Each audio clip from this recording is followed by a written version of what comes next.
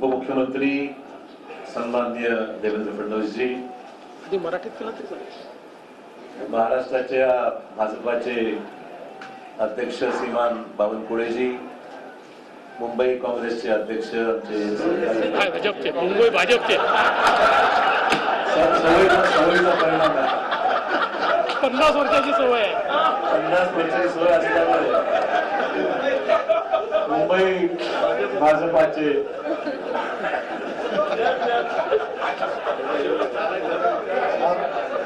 पहिली press conference भाजपाच्या कार्यालयामध्ये माझी होत आहे. तेवढं थोडंसं मला एक्सक्यूज केला. आज पहिलाच दिवस आहे. कालच राजीनामा दिल्यामुळे एकदम स्विच ओव्हर थोडासा,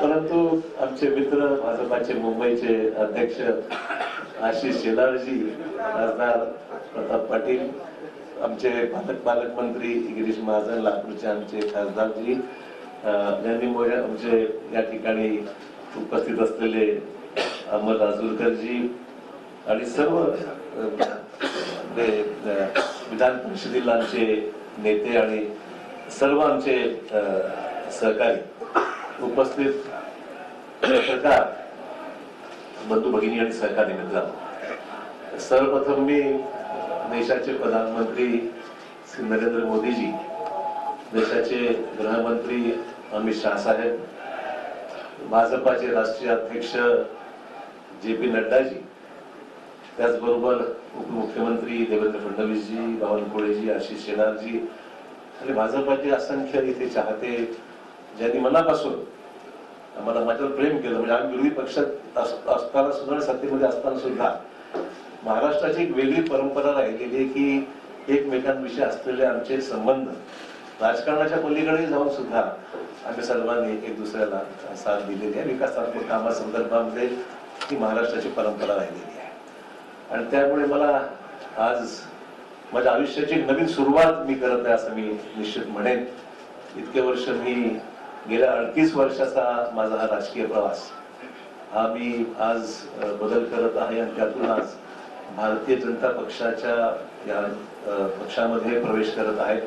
प्रधानमंत्री नरेंद्र मोदी यांच्या नेतृत्वाखाली त्यांची ती स्फूर्ती घेऊन, त्यांची प्रेरणा घेऊन या देशामध्ये राज्यामध्ये चांगलं काम करता आलं पाहिजे, सकारात्मक भूमिका घेऊन पुढील वाटचाल आपला करता आली पाहिजे आणि राज्याच्या देशाच्या प्रगतीमध्ये आपला हात आपण निश्चित योगदान दिलं पाहिजे.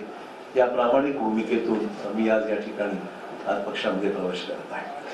मला निश्चित सांगितलं पाहिजे की आजवर मी राजकीय क्षेत्रामध्ये, सामाजिक क्षेत्रामध्ये काम करत असताना एक सकारात्मक दृष्टिकोन, डेव्हलपमेंटल ऍटिट्यूड घेऊनच मी नेहमी पुढे राहिलेलो आहे.